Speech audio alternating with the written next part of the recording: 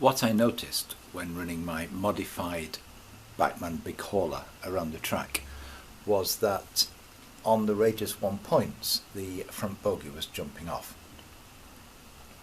I managed to pick up some second-hand garden locos, about £50 each. When you're buying second-hand untested, you are taking a bit of a punt.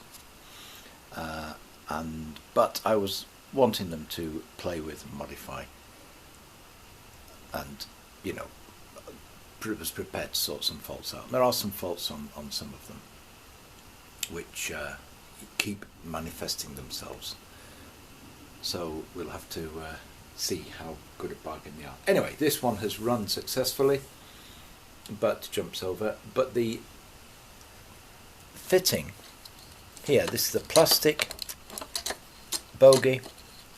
They do have pickups, and there's a curved slot in the bottom, and it's spring loaded, so the thing that keeps the bogie onto the track is that spring.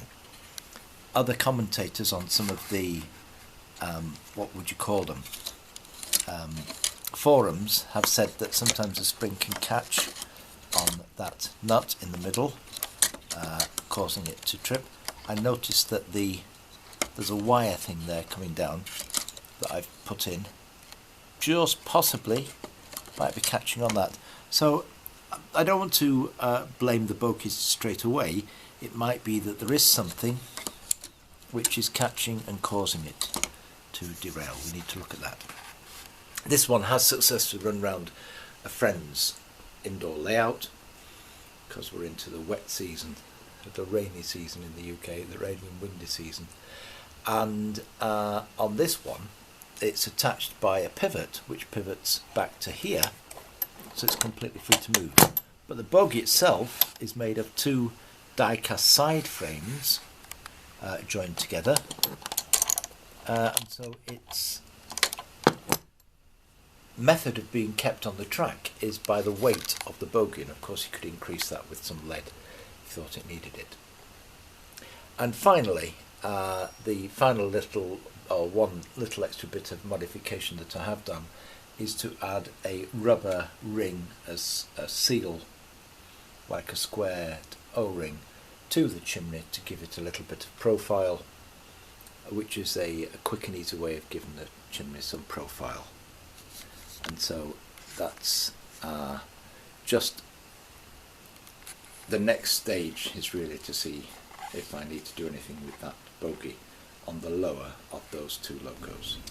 There's a before and after, apart from the fact that this lower one did have a different treatment in terms of decoration, just painted decoration.